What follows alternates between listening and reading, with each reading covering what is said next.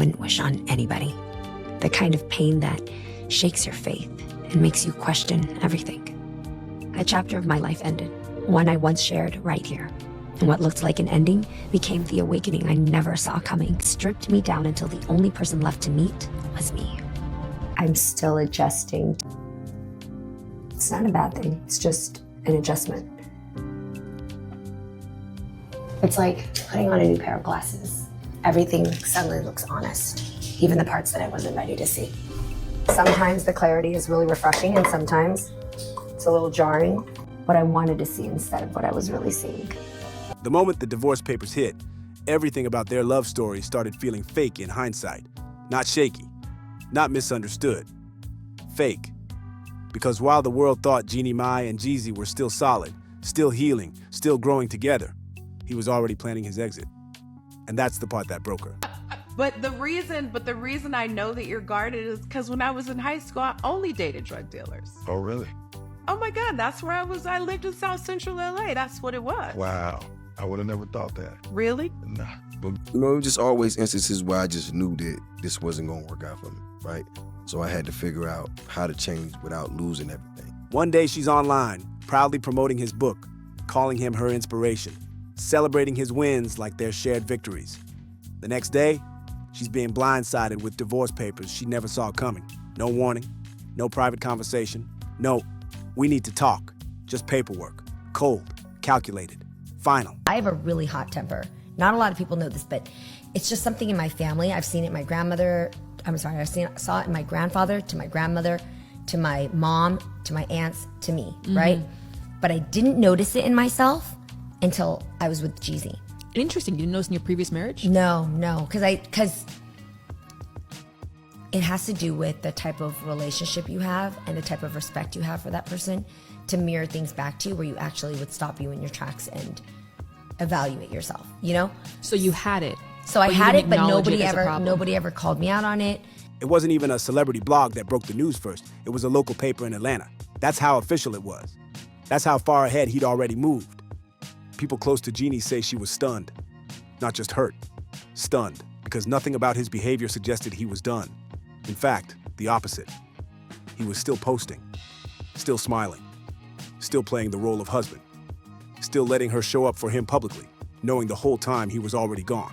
And that's why fans started calling it cruel. We're grown. We're in our 40s. And what I think is that God somehow managed our timing so that we spent time after our long-term relationships. We both came from 10-year relationships. And we really worked on ourselves to really understand what healthy love is like. Also in my line of work, sometimes being a boss isn't so great for you because you have a lot of people who just agree to what you want. They're yes men, right? And so I didn't notice that I had a hot temper until I got with Jeezy, and here's a person who is my equal and I really respect. And when I would spew some of my old habits, and he was like, like who? That's not flying here. And also, it would trigger him to come back at me with things where I was like, who the fuck do you think you are? But I was triggering him. So through work, we learned that we both have certain habits that to the everyday person, from friends, family, fans, they'll never see it. But to the person who loves us deep enough, you can press that button and boom, the dragon comes out. Because this wasn't a messy breakup. This was strategy. If you followed Jeannie long enough, you know how deep this cuts. After her first marriage fell apart, she made vows to herself. Not to a man, but to her own heart. She said she'd never remarry. Never gamble like that again. Never ignore her instincts for love. Her first husband cheated, got another woman pregnant almost immediately after they split, and shattered her. She talked openly about it, about rebuilding herself, about choosing peace over partnership, about not wanting children because she didn't trust the foundation enough to risk it. Then Jeezy came along, quiet, grounded, soft-spoken in public. He didn't rush her. He didn't push. He let her believe the timing was divine, that this wasn't chaos, this was alignment. She told fans God managed their meeting perfectly, that they both came in healed, that they learned what healthy love looked like together. She fell fast, harder than she ever expected. Their first date lasted 8 hours. Dinner turned into dancing. Conversation turned into vulnerability. By the end of the night, she said she just knew. And when he proposed less than 2 years later, she said yes, even though it meant breaking every promise she'd made to herself. That's where the sacrifice started. She married him, the woman who swore she never would again. Then she did something even bigger. She became a mother. The same woman who once said kids weren't part of her future had his baby. Their daughter arrived, and the world crowned them a power couple. The reformed rapper, the healed talk show host, the family that made everyone believe in second chances. But behind the scenes, something wasn't right. Because while Jeannie was posting family photos and talking about gratitude, Jeezy was already notarizing divorce documents, months before the filing ever became public. Months before she had any idea her marriage was already over in his mind. That's the part people can't get past. He even posted a Mother's Day message praising her, calling her the glue that held everything together, after he'd already decided to leave, letting her believe she was safe while he planned his exit, letting her love him loudly while he prepared to disappear quietly. When Jeannie finally realized what happened, the pain turned into rage. Friends say she kept repeating the same line over and over. He made me break my own rules. And that realization hit harder than the divorce itself, because she didn't just lose a husband. She lost the version of herself she rebuilt so carefully. She changed for him, trusted him, gave him what no one else had access to anymore. And once she did, he walked away. That's why she's not staying quiet now. Because to her, this wasn't just a breakup. It was manipulation dressed up as healing. It was love used as branding. And the moment she stopped protecting his image, the real story started trying to come out. Once that truth settles in, the story stops being about heartbreak and starts being about intent. Because there's a difference between falling out of love and planning your exit while someone is still standing beside you, defending you, celebrating you, and believing you're building something real. That's where Jeannie's anger really comes from. People close to her say the betrayal didn't fully hit until she realized how long he'd been sitting on the decision. This wasn't impulsive. This wasn't emotional. This was months of silence, months of pretending, months of letting her play the devoted wife, while he quietly prepared to disappear. And the more she replayed those months in her head, the uglier everything looked. Trips that felt romantic now felt staged. Photos that felt genuine now felt performative. Moments she thought were intimate now felt strategic. And she started asking herself the questions nobody wants to face after a marriage ends. Was he ever really in it? Or was he building an image he needed her to help sell?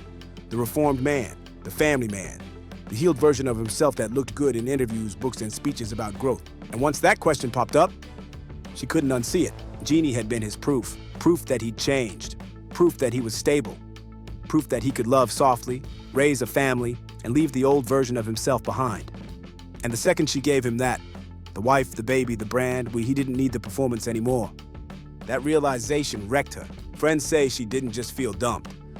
She felt used emotionally, used spiritually, used as a bridge to a version of himself he wanted the world to believe in. She started venting to people she trusted, saying he convinced her to abandon boundaries she'd spent years building, not for love, but for optics. Meanwhile, he moved like nothing was wrong.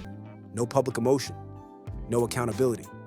Just calm, polished posts about growth and moving forward. Quotes that sounded wise until you put them next to the timeline. One line in particular sent people over the edge when he posted about letting go of who's not coming with you. Fans didn't miss the subtext.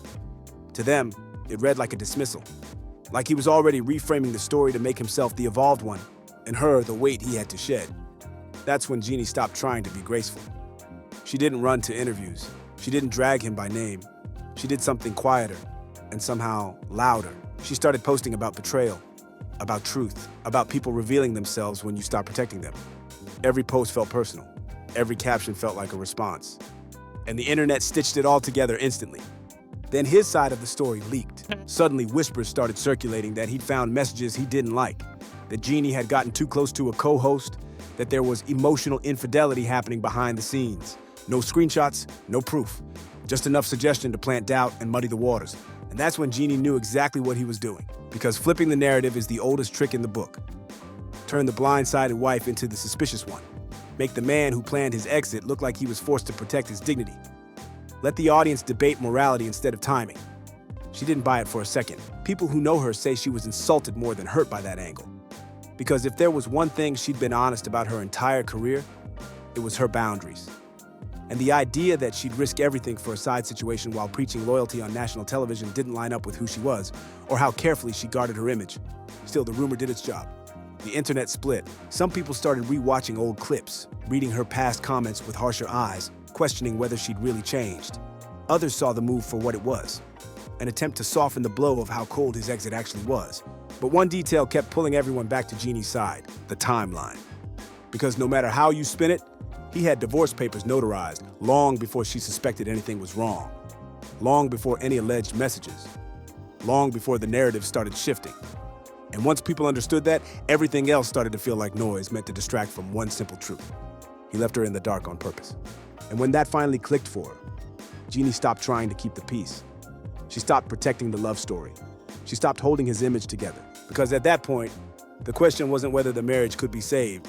It was whether the truth was about to come out and who it was going to hurt more when it did. By the time everything spills into public view, the divorce stops feeling like a private ending and starts looking like a public reckoning. Because once the silence breaks, it becomes impossible to pretend this was just two people drifting apart. The emotional math doesn't add up. The timeline doesn't add up. And the way it all went down, that's what keeps people locked in. For Jeannie Mai, the shift is visible. At first, she tries to move with grace. She posts about healing, about co-parenting, about peace. The kind of language women are expected to use when something painful happens to them quietly. But that phase doesn't last long, because the more details surface, the clearer it becomes that this wasn't mutual confusion. It was unilateral control. She starts replaying everything in her mind. The Father's Day celebrations she planned, the trips she took to support him, the interviews where she defended him and praised him, the moments she showed up emotionally, publicly, loyally, all while he had already decided to leave. That's not a misunderstanding. That's humiliation. And humiliation is a different kind of pain. Behind the scenes, friends say Jeannie kept coming back to one realization. He didn't just leave her, he let her look foolish in the process. He let her love him out loud while he quietly prepared an ending. He let her attach her name, her heart, her healing journey to a marriage he had already checked out of. That's when the tone of her posts changes. She doesn't rant, she doesn't accuse, she drops lines that feel personal without naming names, quotes about betrayal, about people who benefit from your light until they don't need it anymore, about learning that love without respect is just performance. Each post feels like a release, like she's reclaiming pieces of herself she handed over too freely. Meanwhile, Jeezy moves the opposite way, calm, controlled, almost distant. He does interviews where he talks about growth, about needing to evolve, about realizing something wasn't working for him. The language is smooth, practiced, non-specific. And that's what rubs people the wrong way, because he talks like someone who had time to process. Jeannie didn't. She was processing in real time, on camera, in front of fans who had watched her open up about trauma, marriage, and motherhood. People who believed in their love story because she sold it honestly. And now those same people are watching her piece together a truth she never consented to be part of. When the rumors about her getting too close to someone else start circulating, it feels like a turning point. Not because people believe them, but because they recognize the tactic. Shift blame, introduce doubt. Blur the moral lines so no one looks too closely at how the exit was handled. Jeannie doesn't directly address it. She doesn't need to. Her response comes in the form of distance. No ring. Fewer couple photos. More focus on her child, on herself, on rebuilding without asking permission. And when she finally speaks in a setting she trusts, her words hit harder because they're simple. She talks about learning that love isn't supposed to cost your dignity, about how you can build a life with someone and still realize they never saw you as permanent. It's not dramatic. It's devastating. That's when public opinion really shifts. People stop debating who's right and start asking a deeper question. How many women have been convinced to abandon their boundaries for a man's growth story? How many times has healing been used as a sales pitch instead of a shared process? Jeannie becomes a symbol in that conversation. Not perfect, not innocent in everyone's eyes, but human. A woman who believed in second chances and paid the price for trusting someone else's transformation more than her own instincts. By the end of it, the love story that once inspired people becomes a cautionary tale, not about marriage, not about divorce, but about timing, transparency, and respect. About the damage done when one person gets to prepare for an ending while the other is still living inside the promise. Jeannie moves forward quieter now, but steadier. And Jeezy keeps talking about growth while the internet keeps replaying the timeline. Because peace sounds hollow when it comes after secrecy. And if you've ever watched someone you trusted rewrite the story once it was over, you already know why this hits so hard. If you're rocking with this breakdown, hit that like button, drop your thoughts in the comments, and subscribe, because stories like this don't end when the papers are signed.